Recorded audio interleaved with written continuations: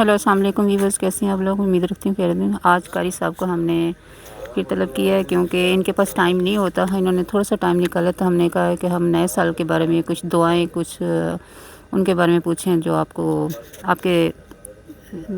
کو اچھائی کی طرف کوئی باتیں بتائیں۔ تو چلیں ہم اپنے قاری صاحب سے سٹارٹ کرتے ہیں۔ السلام علیکم ورحمۃ اللہ وبرکاتہ۔ میں تمام امت محمد صلی اللہ علیہ وسلم سے مخاطب ہوں۔ میری بات کا عنوان یہ ہے کہ نئے سال پر مسلمان جو خوشی مناتے ہیں، 2022 یا 2023، یہ سال تو مسلمانوں کا ہے ہی نہیں، اس کے ساتھ مسلمانوں کا کوئی مطلب ہی نہیں ہے۔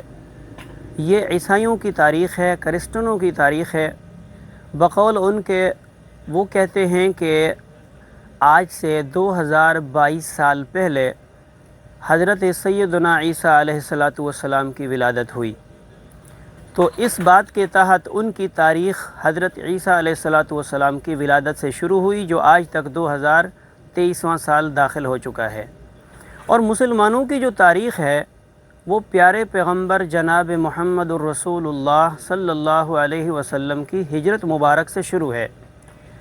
جب رسول اکرم صلی اللہ علیہ وسلم کی عمر مبارک 40 سال ہوئی، 41ویں سال میں آپ صلی اللہ علیہ وسلم داخل ہوئے تو اللہ تعالیٰ کی طرف سے اظہار نبوت کی اجازت ملی کہ آپ اعلان نبوت فرمائیں، اظہار نبوت فرمائیں۔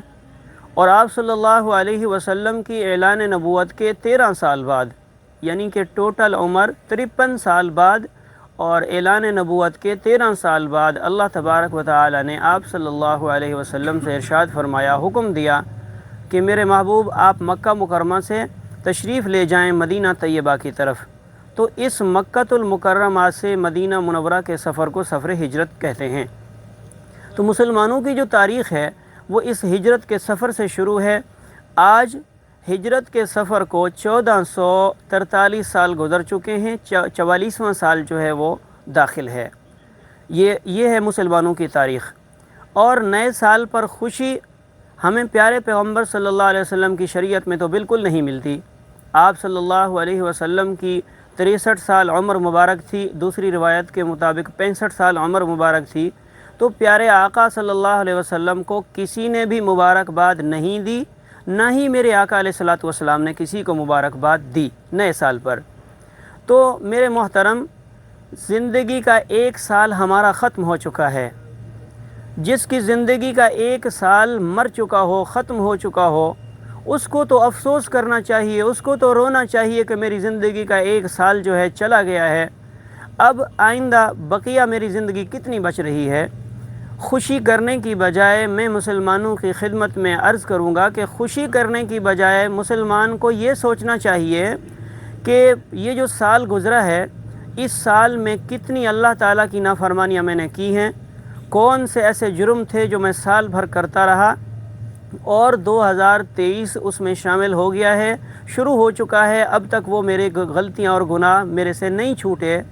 اور یہ سوچے کہ پچھلے سال میں کتنی اللہ تعالیٰ کی نافرمانیاں کرتا رہا، کتنے میرے اوپر احکامات خداوندی لاگو تھے جو میں نے نہیں کیے۔ کیا پہلے جو میں نافرمانیاں کرتا رہا، کیا اس سال میں بھی میں نافرمانی کروں گا؟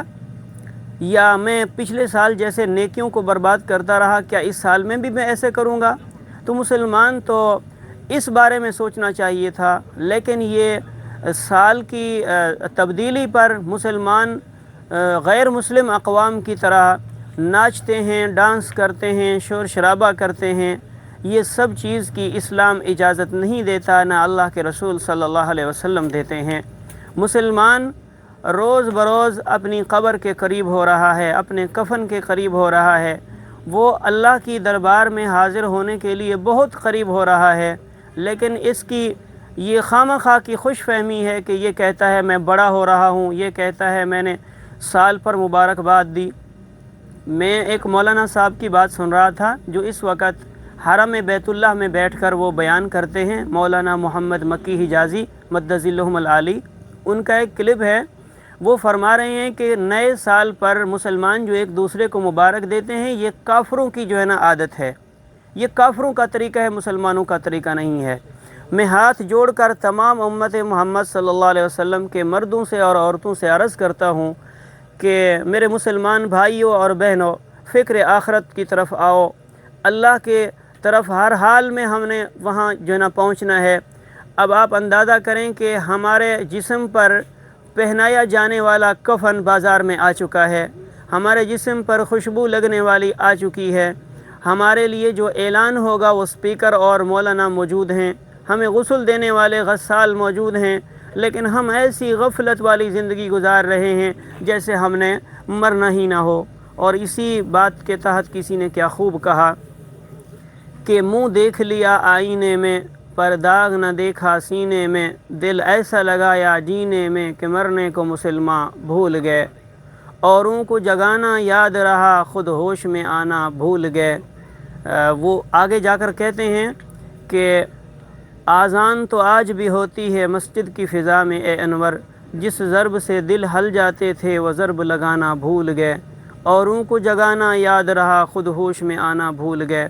مسلمانوں، فکر آخرت کرو، کیوں دوسری طرف چلے گئے ہو؟ میرے آقا علیہ الصلاۃ والسلام کا یہ فرمان ہے کہ من تشبہ بقوم فہو منہم، جو قوم کسی دوسری قوم کی مشابہت اختیار کرے گی، اللہ تعالیٰ ان کو قیامت والے دن اسی کے ساتھ کھڑا کرے گا اور ان کا حشر بھی اسی طرح ہوگا۔ عیسائی اور یہودی یہ قرآن کریم کی نظر میں یہ لعنتی قوم ہیں، اللہ تعالیٰ نے ان کے اوپر لعنت فرمائی ہے، اور میرے محبوب صلی اللہ علیہ وسلم نے بھی لعنت فرمائی ہے۔ آقا علیہ الصلاۃ والسلام کے الفاظ مبارکہ یہ ہیں، فرمایا کہ لعن اللہ الیہود والنصارى اتخذوا قبور انبیائہم مساجدا۔ مسلمانوں، کیا سوچ رہے ہو؟ کس کی تہذیب و تمدن کو فالو کر رہے ہو کہ امام الانبیاء سرور کونین نے اپنی زبان مبارک سے جن پر لعنت کی، قرآن نے جن پر لعنت کی، اور اللہ کی تھتکاری ہوئی قوم، پھٹکاری ہوئی قوم، لعنتی قوم کے تہذیب و تمدن کو فالو کر رہے ہیں، اور سید الانبیاء، امام الانبیاء، رحمت للعالمین، شفیع المذنبین جناب محمد رسول اللہ کی سنتوں کو بھی چھوڑ دیا ہے، اور آپ صلی اللہ علیہ وسلم کی وفاؤں کو بھی بھول گئے ہیں۔ میں آخر میں یہی عرض کرتا ہوں تمام مسلم قوم سے کہ اپنے آقا علیہ الصلاۃ والسلام کے تہذیب و تمدن کو فالو کرو، اسوہ حسنہ کو فالو کرو، غیر اقوام کے طریقے کو چھوڑو، اپنی فکر آخرت کرو، آخرت کی فکر۔ تو کوئی خاص دعا تو نہیں ہے، لیکن تمام مسلمان زیادہ سے زیادہ استغفار کریں۔ استغفار کا معنی یہ ہے کہ الہ العالمین، میں اپنی سابقہ غلطیوں پر جو میں نے جانتے ہوئے کی یا انجانے میں کی، سب پر معافی چاہتا ہوں، اللہ معاف کر دیں۔ تو قرآن مقدس میں 29 نمبر پارہ اور سورہ نوح کے اندر اللہ تبارک و تعالیٰ نے ارشاد فرمایا فَقُلْتُ اسْتَغْفِرُوا رَبَّكُمْ إِنَّهُ كَانَ غَفَّارًا، تم استغفار کرو اپنے رب سے، تمہارا رب تمہیں معاف کرے گا اور معاف کرنے والا اس کو پاؤ گے۔ اور اگلی آیات میں ارشاد فرمایا یُرْسِلِ السَّمَاءَ عَلَيْكُمْ مِدْرَارًا، جب تم استغفار کرو گے تو اللہ پاک تمہارے لیے آسمان سے باران رحمت نازل فرمائیں گے، جس کی وجہ سے تمہارے دل بھی ہرے بھرے ہو جائیں گے، تمہاری زمین اور کھیتیاں بھی ہری بھری ہو جائیں گی۔